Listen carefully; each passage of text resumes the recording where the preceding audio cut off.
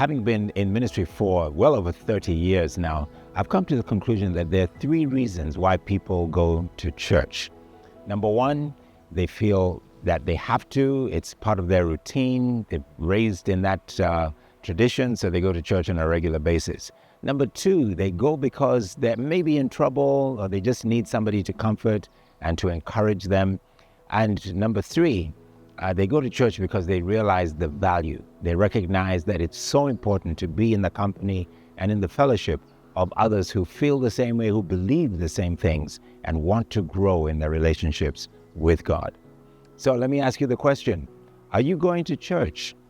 My name is Kwame Rubadiri, and this is CITAM Church Online.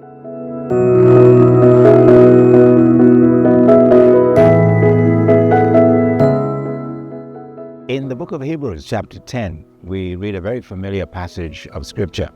And it says in verse 24 and 25, let us consider how we may spur one another toward love and good deeds. Verse 25, not giving up meeting together, as some are in the habit of doing, but encouraging one another, and all the more as we see the day approaching. This is probably one of the most familiar verses on the subject of the significance of getting together and fellowshipping and going to a meeting, a scheduled meeting of believers, and doing it on a regular basis. Now, I was reading an article the other day about how so much, especially of the Western church, has become de-churched.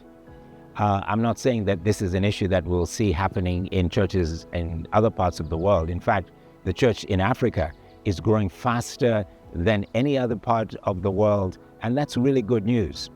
The question for me is how much of the experience of the church, of the knowledge of the church, is actually taking root in the lives of believers. The writer of Hebrews says two very important things. He says, let's consider how we can spur one another on towards love. And that is, of course, not just loving one another, but loving God, loving His Word, loving the things that He wants us to be involved in, and of course, loving other people. And good deeds.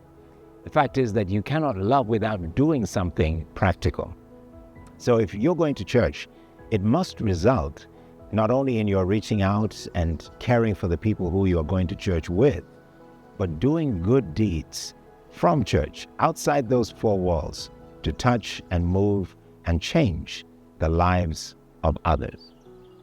So let me ask you again, are you going to church? And what difference is it making in your life? God bless you.